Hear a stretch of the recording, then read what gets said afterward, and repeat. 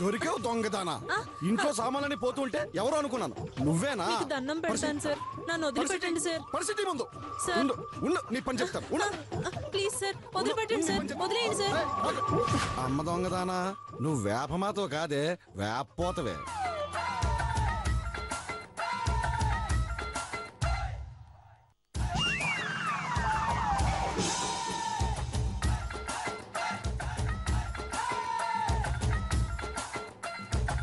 అది సంగతి.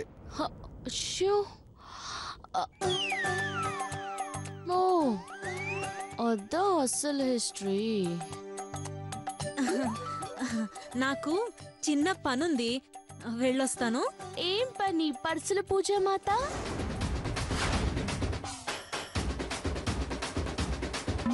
అమ్మో, దీనికి కూడా తెలిసిపోయిందా ఏంటి?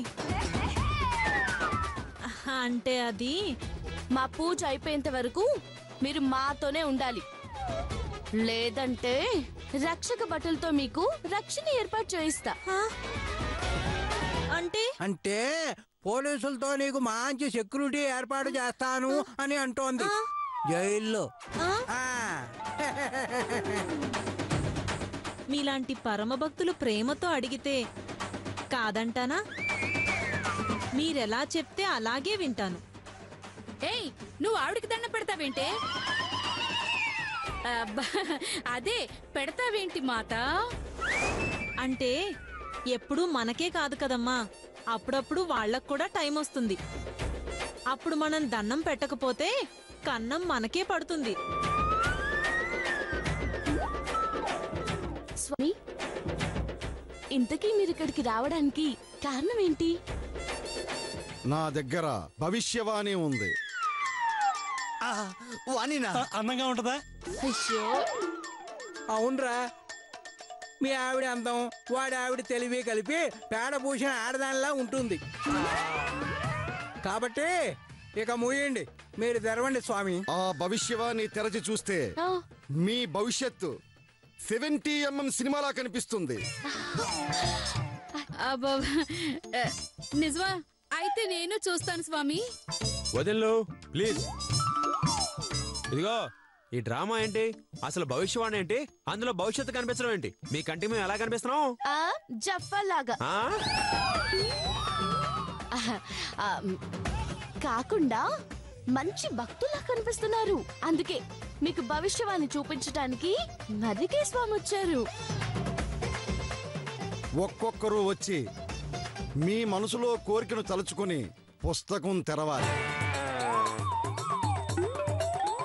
మీ కోరిక తీరిందో లేదో క్లియర్ గా కనిపిస్తుంది. ఏం మాత? అవునవును, ఆ పుస్తకంలో చూడబట్టే నేను వేపకాయ మాతను అవుతానని తెలిసింది. మీరు చూడండి. నేను నమ్మను. స్వామి, వీళ్ళు మూర్ఖులు. మీలాంటి దైవ సమానుల్ని నమ్మరు. ఆ భవిష్యవాణి ఏదో నాకు చూపించండి. చెప్పేది వినండి. నువ్వు ఆగు చేతు.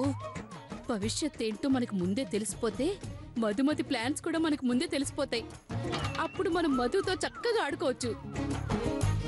నువ్వుండు, మీరు చూపించండి స్వామి, మీరు చూపించండి. జై భవిష్యవాణి.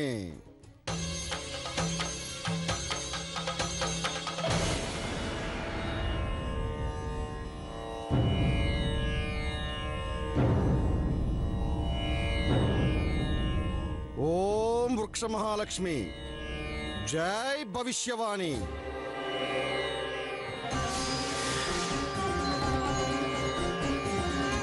అమ్మా, ఇప్పుడు నీ మనసులో ఉన్న కోరికను కోరుకుని భవిష్యవాణిని చూడు తల్లి. అలాగే స్వామి.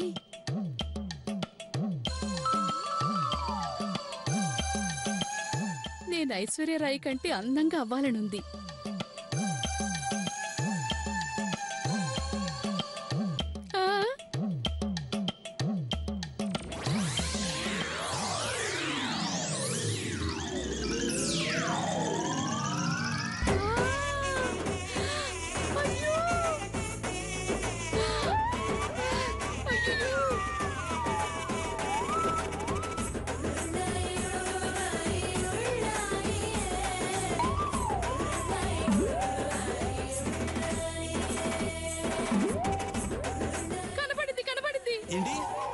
పడిందా? అబ్బా, నేను కన్నం పడింది అనలేదు, కనపడింది అన్నాను.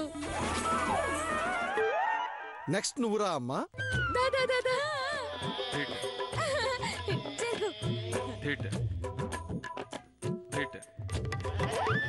అమ్మా నమస్కారం చేసుకుని మనసులో కోరిక కోరుకో అమ్మా. భవిష్యవాణిని ఓపెన్ చేసుకో. నాకు ఉన్న నగలు కాక దీనికి డబుల్ నగలు కావాలి స్వామి.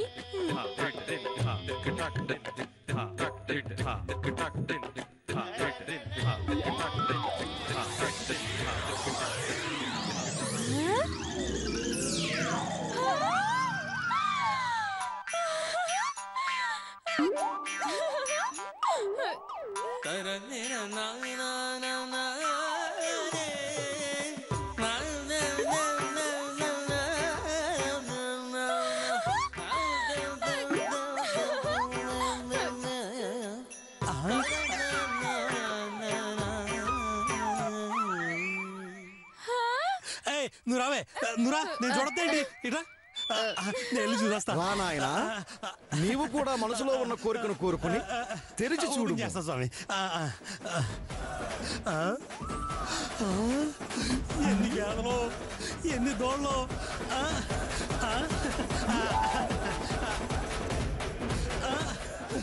సూపర్.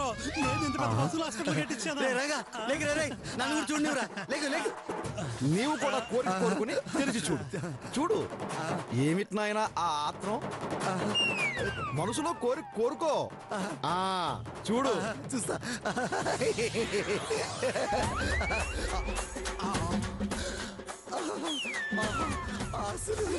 రాణులు, ప్యాకలు, అమ్మో, అయ్యో, సూపర్ రా.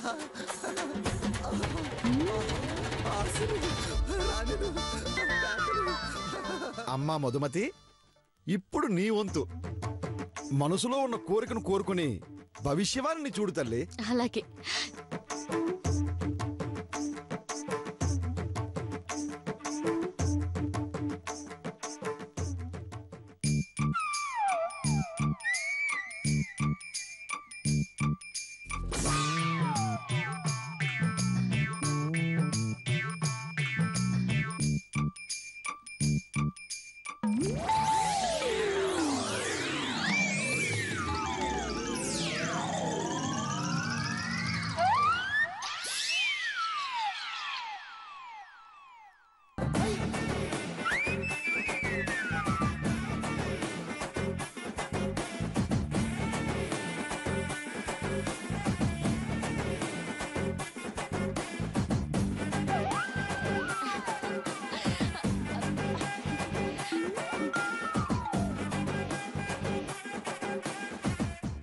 స్వామి, నేను నాకు పిల్లాడు పుడతాడా అని కోరుకుంటే ఒక సింహాసనంలో ఒక చిన్న పిల్లాడు కూర్చున్నట్టు కనిపించింది.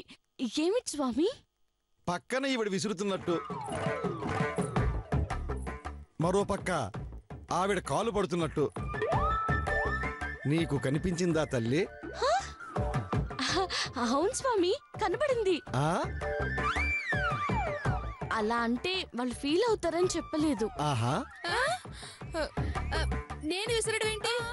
నేను కాళ్ళు పట్టుకోవడం ఏంటి? చెట్టు తల్లి పూజాఫలం అమ్మా.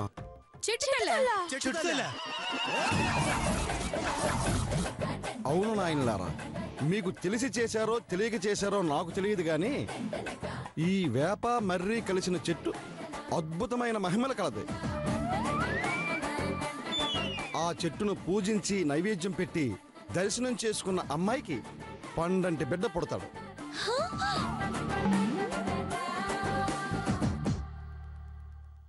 వాడు ఏ కుటుంబంలో పుడతాడో వాడు ఆ కుటుంబానికి కింగ్ అవుతాడు.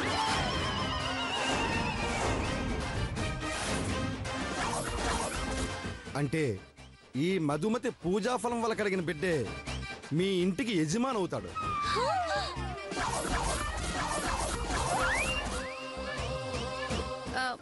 మరి మా పిల్లలు? ఆ పిల్లవాని దగ్గర పని వాళ్ళు అవుతారు. నో, అలా జరగడానికి వీలేదు. అయితే ఒకటే మార్గం. ఎవరు నిష్ఠగా పూజ పూర్తి చేస్తారో వారి బిడ్డే ఆ ఇంటికి కింగ్ అవుతాడు.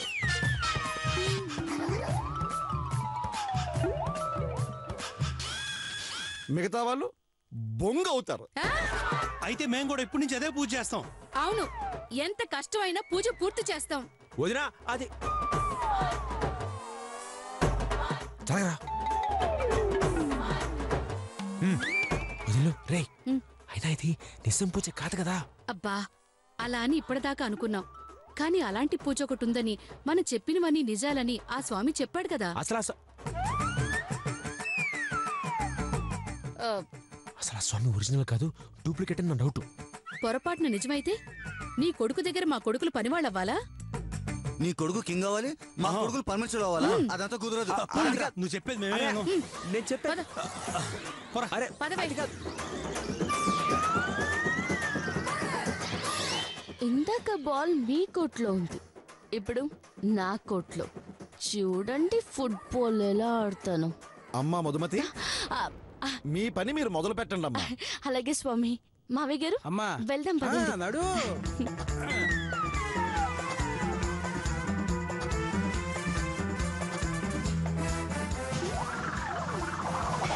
ఏమమ్మా పరుసుమాత, ఏం సంగతి?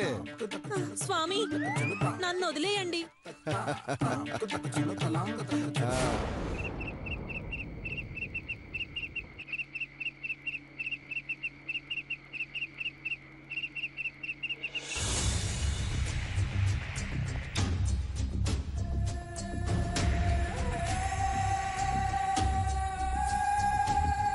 నాన్న చేతు, అడగకుండానే అన్నీ చెప్పే అమ్మా.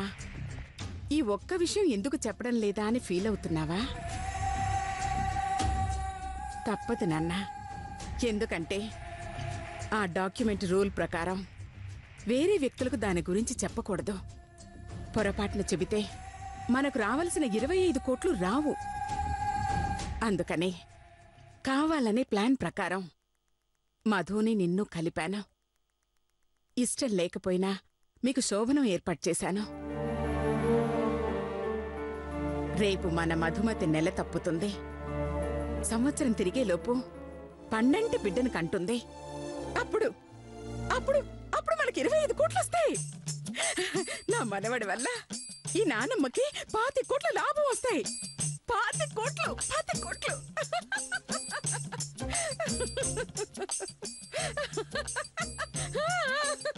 25 కోట్లు 25 కోట్లు 25 కోట్లు 25 కోట్లు.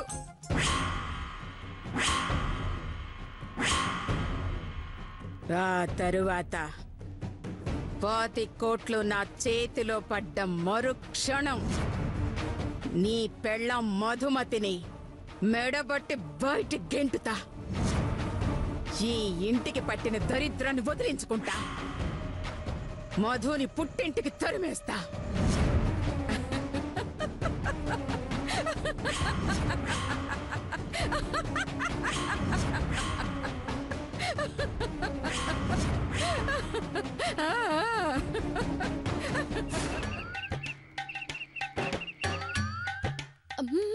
మావయ్య గారు ఎలాగైనా సరే ఈ పూజ పూర్తి చేస్తాను మావయ్య గారు. నా కొడుకునే కైకాల కుటుంబానికి కింగం చేస్తాను. అమ్మో, షబ్బాష్. ఎట్టి పరిస్థితుల్లోనూ ఆ లతా శిరీషుల పూజ పూర్తి అవ్వకుండా చూడు. అవసరమైతే మాయ చేయి, మోసం చేయి. వాళ్ళని పూజ చేయకుండా ఆపు. అప్పుడు ఆటోమేటిక్ గా నీ పూజ పూర్తవుతుంది. మీరే చూస్తారు కదా మావయ్య గారు ఈ మధు టాలెంట్. జాగ్రత్తమ్మా, ఆ లత అసలే ముదురు. బిందెలు దాచేయటంలో, పూజలు చెడగొట్టడంలో దిట్ట. నేనుండగా ఆమె పప్పులు ఉడకనివ్వను మావయ్య గారు. అయితే ఓకే, ఇగో బయలుదేరదాం పద. పదండి.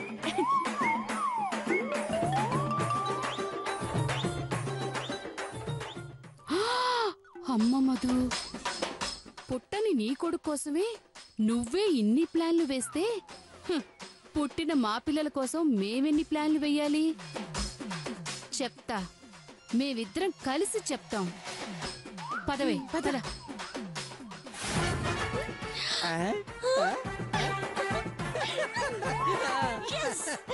మన ప్లాన్ వర్కౌట్ అయింది మావయ్య గారు. అవునమ్మా, నీతో చేయించాల్సిన పనులన్నీ ఇక వాళ్లే చేస్తారు. నువ్వు వెళ్ళి యాక్టింగ్ స్టార్ట్ చేయి. అలాగే.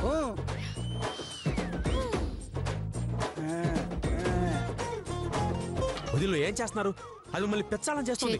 వదినా మిమ్మల్నే. అబ్బా అయ్యో, నా బిందె ఎక్కడ పెట్టానే? ఏమో, నీ బిందె మాకేం తెలుసు? ఎక్కడ పెట్టి మర్చిపోయావు? వెళ్ళెత్తుకో. అయ్యో స్వామి, నా కొడుకు కింగ్ కావాలి. Hello, already king of Indian cinema megastar Chiranjeevi ఉన్నాడు. మన కొడుకు కింగ్ ఏవాడు బొంగు. వెళదాం పదా. అయ్యో, నా బిందె కనిపించట్లేదే. రా.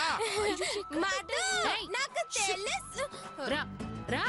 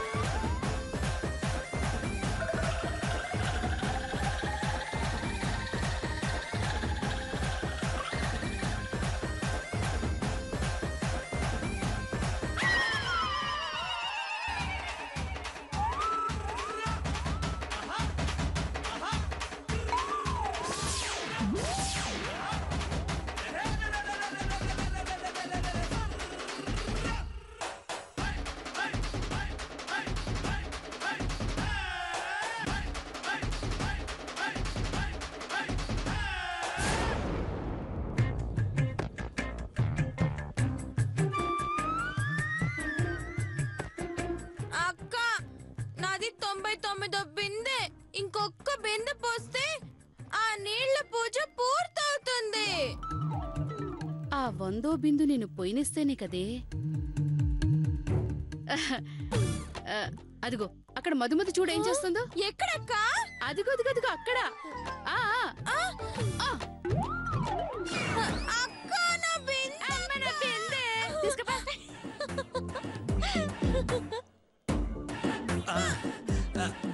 ఇదిగో నీ బిందె. వదినా, నాకు కూడా ఒక కూతురు ఉంది. అది కనీసం కింగ్ కాకపోయినా కనీసం ప్రిన్సెస్ అన్నా కావాలి. ఒసేయ్, నువ్వు మొయ్యవే. నీతో పాటు నేను జాగ్రత్తగా ఉంటాను. తొందరగా నీళ్ళు పోయి వదిన మనం ముందు పోయాలి.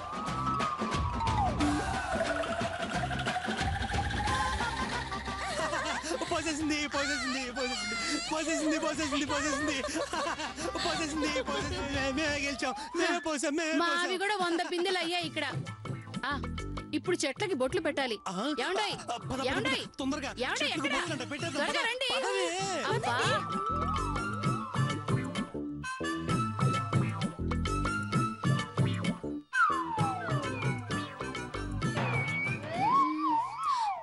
అయ్యో, పసుపు కింద మర్చిపోయాని.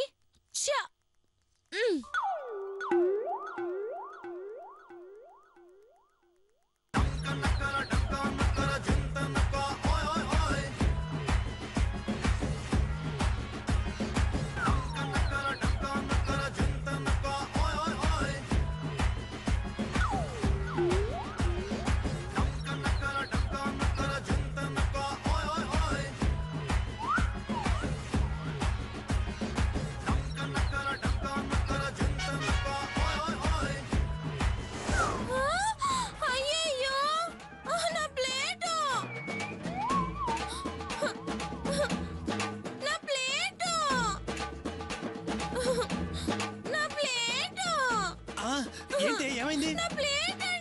ప్లేటా ఎక్కడ పెట్టా? ఏమైంది? మా అన్నయ్య. అరే, మా ఆవిడ ప్లేట్ ఎందుకు తీసుకెళ్ళవరా? నేను ఎప్పుడు తీసుకున్నారా?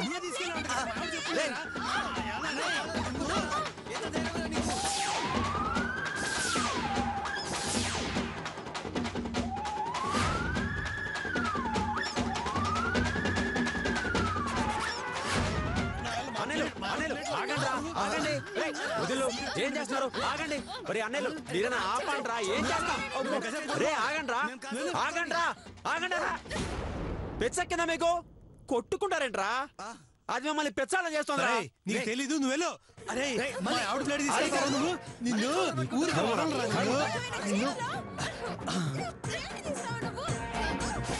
ఓం వృక్షాయ నమః. జై వృక్షాయ నమః. ఓం వృక్షాయ నమః. ఓం వృక్షాయ నమః. స్వామి మీరు ఇలా కొట్టుకుంటే ఎలా నాయనా? పప్పు ధాన్యాల కోసం ఎవరు వెళ్తారు? కరెక్టే, మీరు చెప్పేది కరెక్టే. రేయ్ ఈ పని తర్వాత చెప్తాను రా. నువ్వు రావే నాతో రా. ఓం వృక్షాయ నమః. ఓం వృక్షలక్ష్మీ నమః. ఓం వృక్షాయ నమః. Yes!